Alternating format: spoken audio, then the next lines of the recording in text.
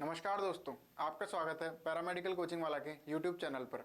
आज अपन डिस्कस करने वाले हैं अपना जो डिप्लोमा होता है, ठीक है, डिप्लोमा इन एमएलटी, ठीक है, उसके सिलेबस के बारे में अपन आज सब कुछ डिस्कस करेंगे कि उसमें कौन कौन से सब्जेक्ट होते हैं, फिर उन सब्जेक्ट्स में कौन कौन से टॉपिक्स पूछे जाते हैं, तो वो मैं आज आपको डिटेल में बताऊंगा। ठीक है, उससे पहले अपन थोड़ा सा मैं आपको ये बताऊंगा कि सर डिप्लोमा और डिग्री में क्या डिफरेंस है।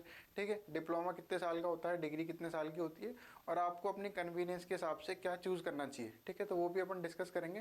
ठीक है, डिप्लोमा डिग्री के बारे में देखेंगे थोड़ा सा। सिलेबस को तो मैं आपको डिटेल में बताऊंगा कि क्योंकि क्या है, सिलेबस में बहुत कन्फ्यूजन रहता है। अगर आपको यही नहीं पता कि पढ़ना क्या है तो फिर आप कैसे एग्ज़ाम कैसे पास करोगे, फिर उसी थ्योरी के हिसाब से या उसी नॉलेज के हिसाब से फिर एंट्रेंस एग्ज़ाम कैसे पास करोगे, फिर आपकी जॉब कैसे लगेगी। और अगर मान लो परसेंटेज बेस पे सिलेक्शन हो रहा है तो फिर अगर आपकी परसेंटेज ही सही नहीं होगी तो फिर आपकी जॉब कैसे लगेगी। तो वो सारे फैक्टर यहीं से ही जो अपना जो फंडामेंटल है, जो बेसिक है, वो यहीं से डिसाइड होता है कि सबसे पहले अगर आपने एडमिशन ले लिया है डीएमएलटी में तो आपको पढ़ना क्या है। ठीक है, तो डीएमएलटी फर्स्ट ईयर के बारे में आज अपन डिस्कस करेंगे।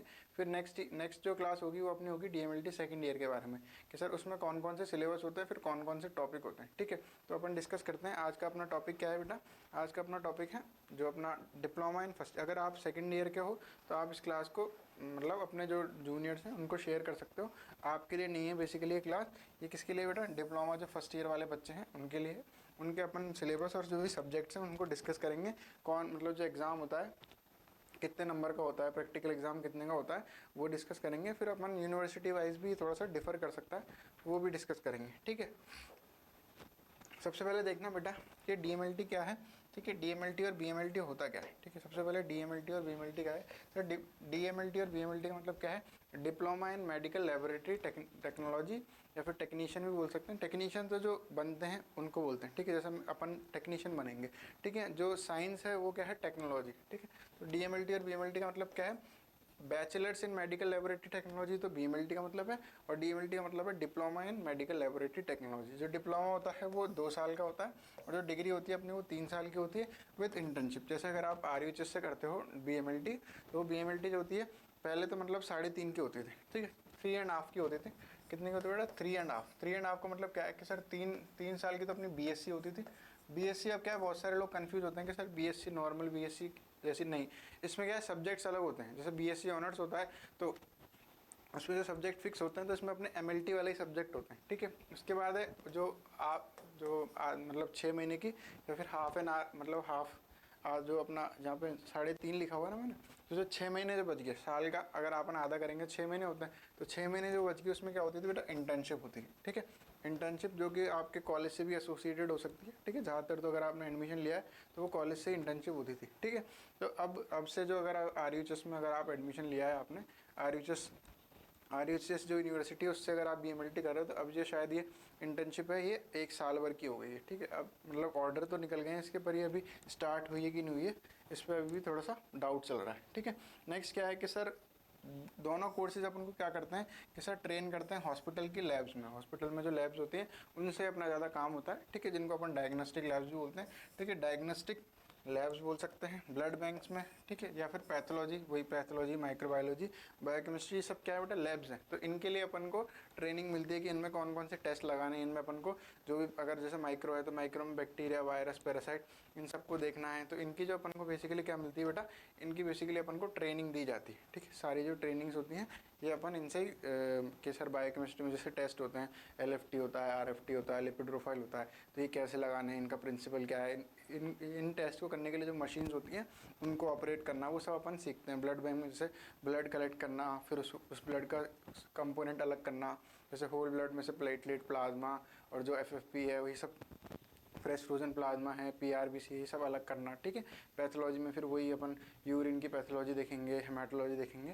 तो ये सारी चीज़ें अपन इसमें पढ़ते हैं डिग्री और डिप्लोमा में। अब इसमें एक एग्जांपल, अगर मतलब आपको ये थोड़ा सा इसमें कन्फ्यूजन है तो आप इसको बीटेक वाला, अगर आपने बीटेक सुना होगा, जो इंजीनियरिंग के लिए जो डिग्री होती है, बीटेक और आईटीआई से आप इसको डिफरेंस कर सकते हो। आईटीआई क्या होता है बेटा?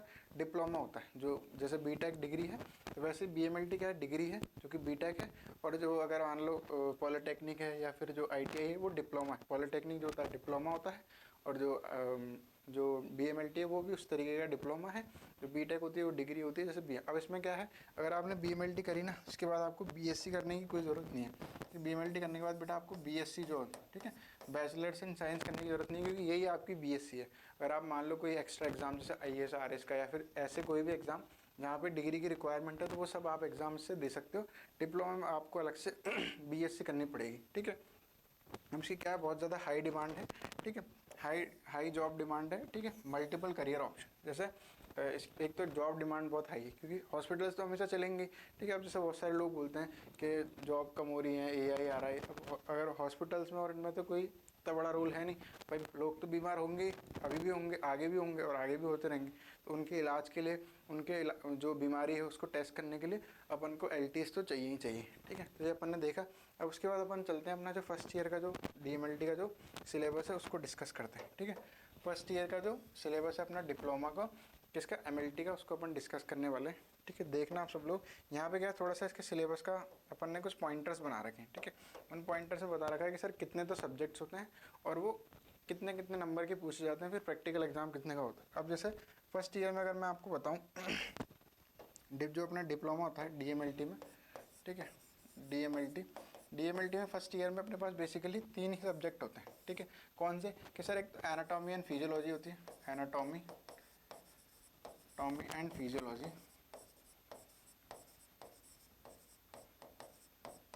एनाटॉमी और फिजियोलॉजी होती है, ठीक है। एक अपनी हेमाटोलॉजी एंड ब्लड बैंकिंग होती है,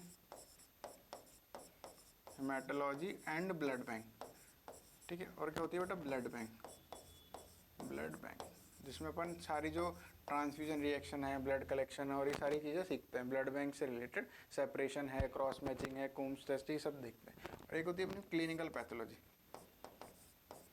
क्लिनिकल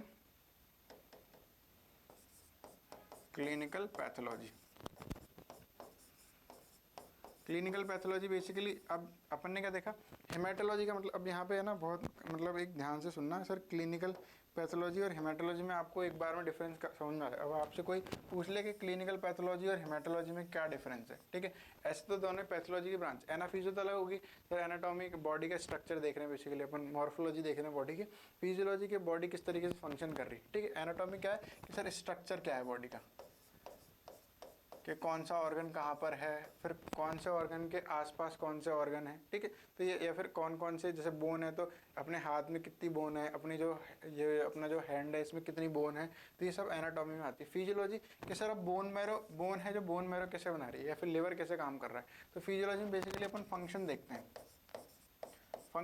अपन के बॉडी है वो काम कैसे कर रही है। उसके बाद आता है अपना हेमाटोलॉजी और क्लिनिकल पैथोलॉजी में क्या डिफरेंस है, ठीक है। बहुत ध्यान से सुनना। हेमाटोलॉजी बेसिकली क्या है कि सर जब भी अपन ब्लड से रिलेटेड जो भी, मतलब ब्लड को जब भी रीड कर रहे हैं, या फिर ब्लड से रिलेटेड जो भी पैथोलॉजी, ठीक है। पैथोलॉजी का मतलब आपको पता होगा, पैथोलॉजी का मतलब है कि सर बीमारी की स्टडी, ठीक है।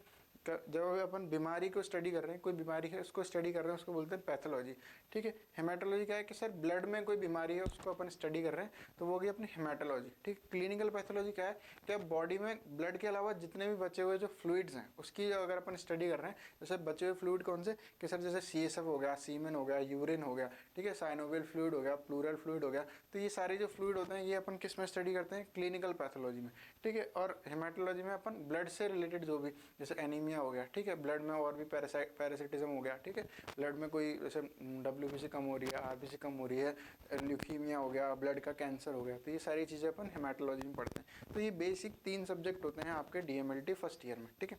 मैं यहाँ पे लिख भी देता हूँ ताकि कन्फ्यूजन ना हो। DMLT कौन सा बेटा, फर्स्ट ईयर, जो अपना फर्स्ट ईयर होता है उसमें बेसिक 3 सब्जेक्ट होते हैं, एनाटॉमी, फिजियोलॉजी, हेमाटोलॉजी और ब्लड में जो अपना blood banking and clinical pathology. Blood bank तो आपको पता ही है कि सर ब्लड बैंक में लोग वहाँ आते हैं, मतलब लोग पेशेंट के साथ या पेशेंट के साथ वाले वो आते हैं, ब्लड डोनेट करते हैं, उनके बदले में आप जो पेशेंट है उसको ब्लड दिया जाता है। उसी के बीच में सारी चीज़ें हो रही, जैसे कि सर वो इंसान आया, पहले उसको टेस्ट करेंगे कि उसको कोई बीमारी तो नहीं है, फिर उसका ब्लड कलेक्ट करेंगे, फिर उसके ब्लड के अलग अलग कंपोनेंट बनाएंगे, ठीक है। अब जैसे एक होल ब्लड है, उसने इंसान, मतलब कोई भी डोनर अगर ब्लड जो ब्लड डोनेट करेगा उसको डोनर बोलेंगे, ठीक है। तो अब उसने तो पूरा होल ब्लड दिया, अब उस होल ब्लड के अपन अलग अलग कंपोनेंट बनाएंगे। कंपोनेंट्स कैसे, कि सर अब ब्लड ब्लड में कौन कौन सी चीज़ें होती हैं कि सर प्लाज्मा होता है, आरबीसी होती हैं, प्लेटलेट होती हैं और अपने जो ल्यूकोसाइट्स बोलते हैं अपन उसको ल्यूकोसाइट्स को इतना अलग नहीं करते हैं, डब्ल्यूबीसी होती हैं।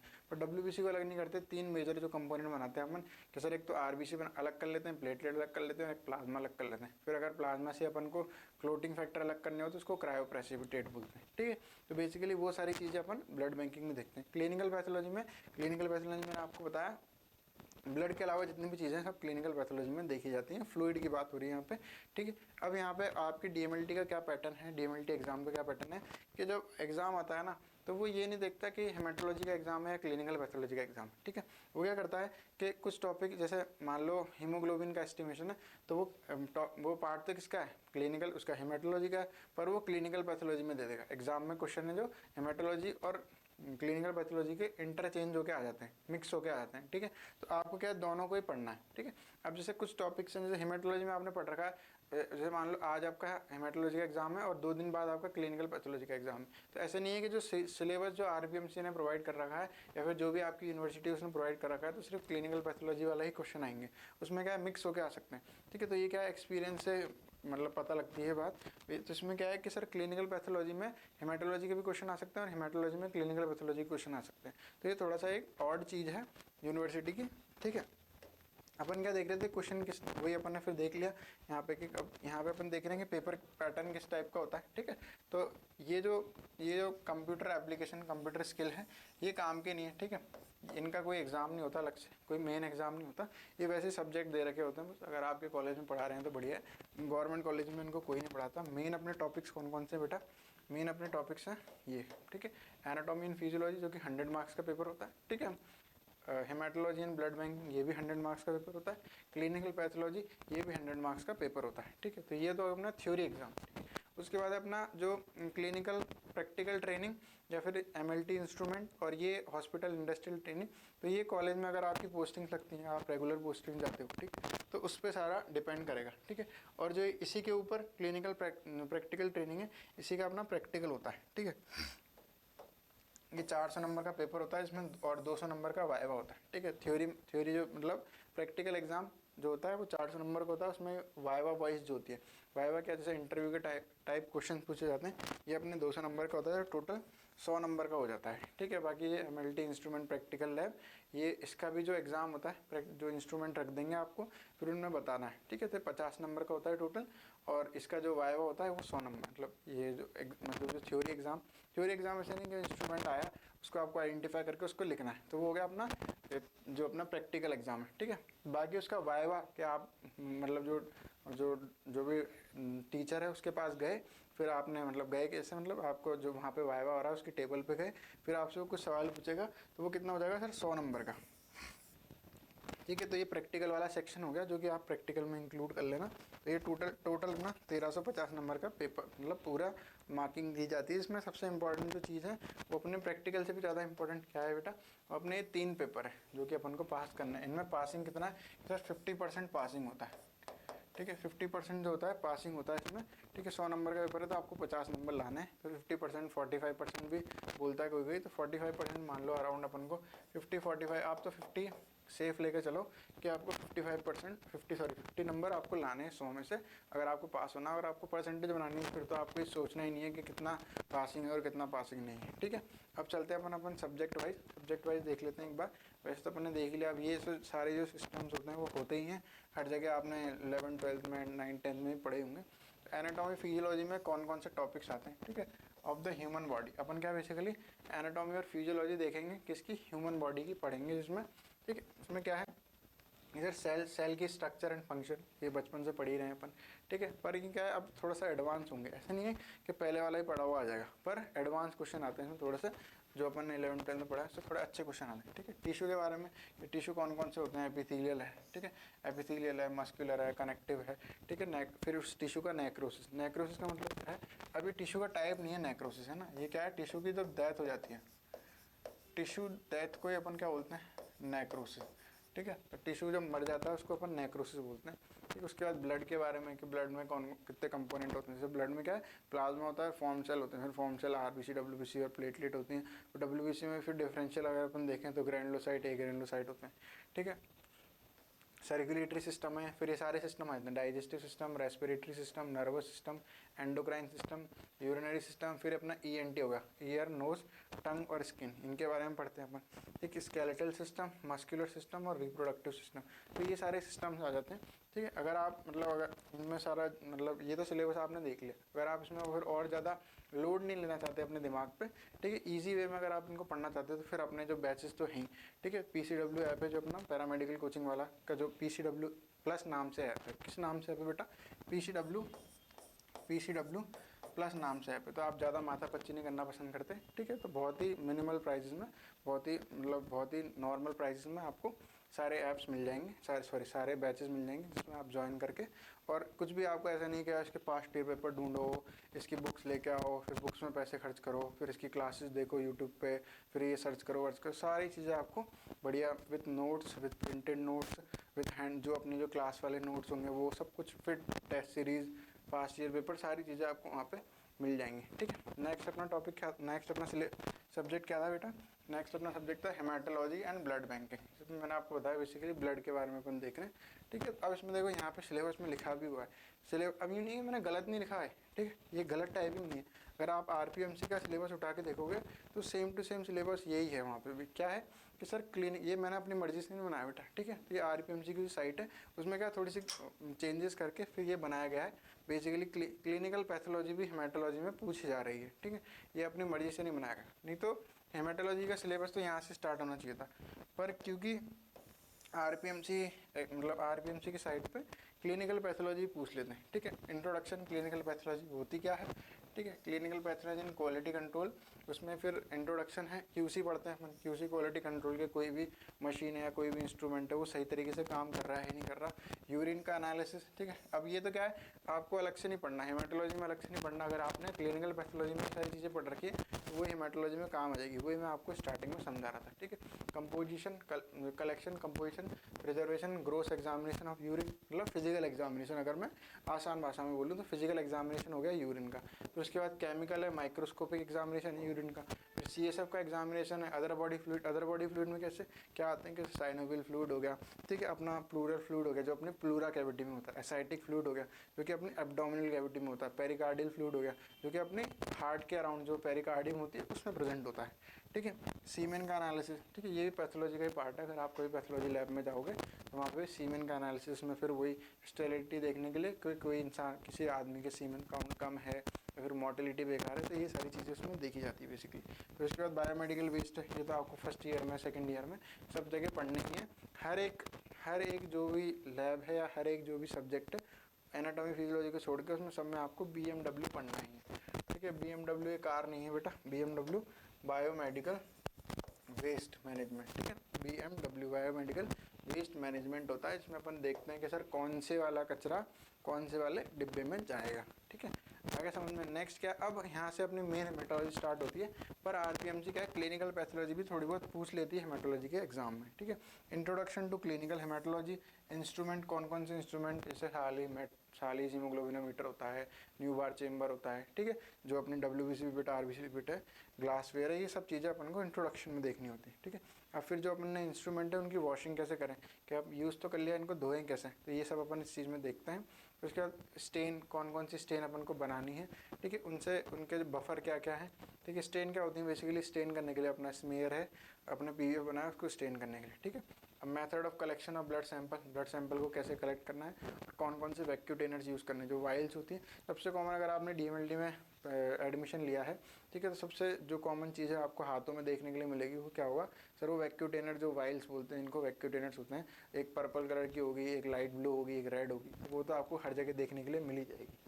ठीक है, नेक्स्ट क्या है, फिर इसी के सारे टॉपिक्स लिखे हुए हैं कि सर एक तो आरबीसी काउंट है अपना, डब्ल्यूबीसी काउंट है अपना, ये सारे काउंट्स आ गए फिर उसमें। ठीक है, ये सारे कौन से आ गए बेटा, काउंट लगभग सेम जैसे ही होते हैं, पर इनमें थोड़ा डिफरेंस होता है। ठीक है, फिर उसके बाद ब्लड इंडाइसिस हैं, पीसीबी हैं, ESR है, तो इन सब ये मेजर ESR पे 20 नंबर का क्वेश्चन आ जाता है, कई बार 10 नंबर का तो आता ही मिनिमम। ठीक है, पीबीएफ के प्रिपरेशन पे फिर उसमें क्या क्या एरर्स हो सकती हैं, इस पर भी क्वेश्चन आता है। ठीक है, मॉर्फोलॉजी ऑफ एबनॉर्मल सेल्स और नॉर्मल सेल, वही कैंसरस सेल, पैपेनाइमन बॉडी, ये सारी चीज़ों पे क्वेश्चन आते हैं। ठीक है, ल्यूकोसाइट एबनॉर्मल और नॉर्मल ल्यूकोसाइट पे क्वेश्चन आता है। डीएलसी सी बहुत इंपॉर्टेंट टॉपिक है कि सर बहुत सारे बच्चे पूछते हैं कि सर पीबीएफ से करते हैं डीएलसी, कि सर न्यूबार चेंबर से करते हैं डीएलसी, ठीक है, पीबीएफ से करी जाती है वैसे तो डीएलसी, ठीक है। तो इसका प्रैक्टिकल एग्जाम भी होता है। बोन मैरो में फिर डिफरेंट कौन कौन सी साइट होती है। अब आपकी क्या है, बोन मैरो में सिर्फ डिफरेंट साइट और थोड़ा बहुत है, डिग्री में क्या है बहुत ज़्यादा डिटेल में आता है, ठीक है। तो आपके एक प्लस पॉइंट है कि ये बोन मैरो किसी साइट और नीडल ही पूछा गया है, जैसे साला हो गई, क्लेमा हो गई, जमशेदी हो गई, तो इसकी नीडल्स होती हैं। फिर उसके बाद ऑस्मोटिक फ्रेजाइलिटी है। अभी जो टेस्ट है ना 2 पेज में आपको बढ़िया तरीके से पढ़ाए जा सकते हो और बढ़िया नंबर 2 पेज में 3 पेज में मैक्स 2 पेज में आपको ऑस्मोटिक फ्रेजाइलिटी आपको मैं पढ़ा दूंगा। उसमें क्या है फिर आप अच्छे से एग्जाम में अच्छे से लिख सकते हो, ठीक है। यूँ नहीं है कि सर बहुत ज़्यादा भर के नंबर मिलते भी नहीं है, ठीक है। 5 नंबर क्वेश्चन आएगा, मैक्स 10 नंबर का आएगा, तो 2 पेज में बहुत है। सारा प्रोसीजर, प्रिंसिपल, एप्लीकेशन, यूजेज, सब जो भी रिक्वायरमेंट है सब चीज़ें उसमें इंक्लूड हो जाएगी। फीटल हीमोग्लोबिन है, G6PD है, सिकलिंग टेस्ट, अब ये सारे क्या है टेस्ट है, तो ये मतलब इजी होते हैं, 2-3 पेज में सारे हो जाते हैं। फिर ऑटोमेशन, अब जैसे बायोमेडिकल वेस्ट मैनेजमेंट है ऐसे ऑटोमेशन है, ये आपको फर्स्ट ईयर में, सेकंड ईयर में और लगभग हर लैब में ही पढ़ना पड़ता है। जैसे सर हिस्टोपैथोलॉजी में क्या ऑटोमेशन है, हेमाटोलॉजी में क्या ऑटोमेशन है, माइक्रोबायोलॉजी में क्या ऑटोमेशन है और बायोकेमिस्ट्री में क्या ऑटोमेशन है। माइक्रोबायो आपके सेकंड ईयर में आएगी, ठीक है। अपन देख लेते हैं अपना पैथोलॉजी का सिलेबस, वही सेम है। यूरिन का एग्जामिनेशन, सीमेन का एग्जामिनेशन, सीएसएफ और अदर बॉडी फ्लूइड्स का एग्जामिनेशन। सीएसएफ क्या होता है, जो सेरिब्रोस्पाइनल फ्लूइड है, जो अपने जो ब्रेन के अराउंड जो फ्लूइड है मेनिंजेस में, ठीक है। फिर रेटिकुलोसाइट काउंट, ये अपने सब क्लिनिकल पैथोलॉजी में। अब देखो यहाँ पे एक बात नोट करना कि सर हेमाटोलॉजी में जो टॉपिक है osmotic fragility, estimation of fetal haemoglobin, sickling test, ये क्लिनिकल पैथोलॉजी में पूछ रखे, ठीक है। तो सिलेबस वही है, उसी को घुमा फिरा के पूछ रखा है, ठीक है।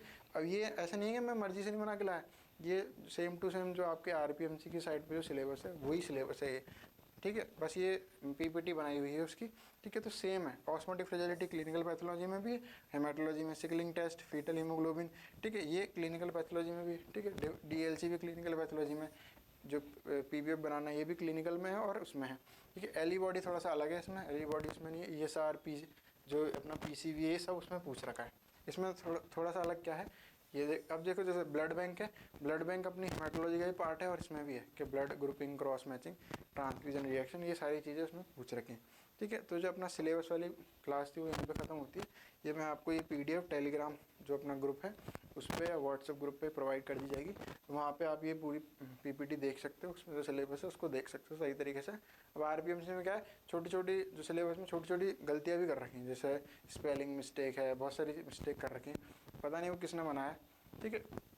तो ये इस तरीके से अपना इसमें बेसिकली 3 सब्जेक्ट होते हैं। अब ये जो क्लिनिकल पैथोलॉजी और हेमाटोलॉजी इसको आप एक ही सब्जेक्ट मानो, क्योंकि उसके क्वेश्चन उठा के इसमें पूछ रखे हैं, इसके उठा के उसमें पूछ रखे हैं, ठीक है।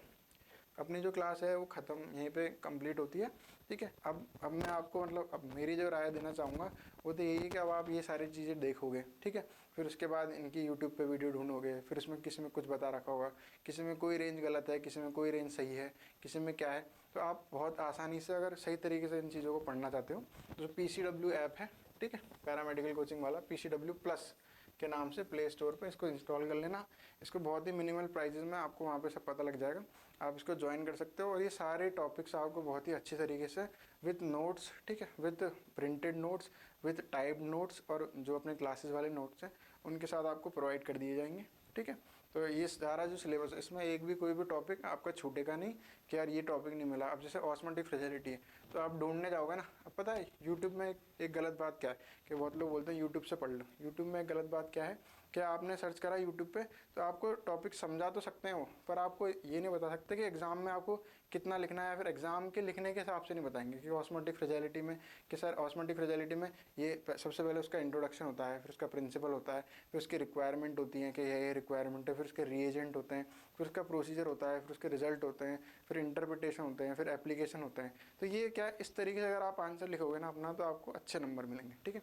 बाकी ऐसी और वीडियो देखने के लिए आप पैरामेडिकल कोचिंग वाला जो यूट्यूब चैनल है, ठीक है, उस पर रेगुलर क्लासेस में लेके आ रहा हूँ अब, जो कि अपने जर्नल और जो इंपॉर्टेंट टॉपिक्स हैं उनकी 15 मिनट की क्लासेस आ रही हैं, तो वो आप देख सकते हो और चैनल को सब्सक्राइब करके बेल आइकन दबा सकते हो, ठीक है। और भी अगर आपको कोई इंक्वायरी है तो आप जो पैरामेडिकल कोचिंग वाला का जो यूट्यूब चैनल है उसमें जाकर आप नंबर देख सकते हो, या फिर जो व्हाट्सएप ग्रुप है उसका जो लिंक है वो इस वीडियो के नीचे डिस्क्रिप्शन में आपको प्रोवाइड कर दिया जाएगा, ठीक है। Thank you so much.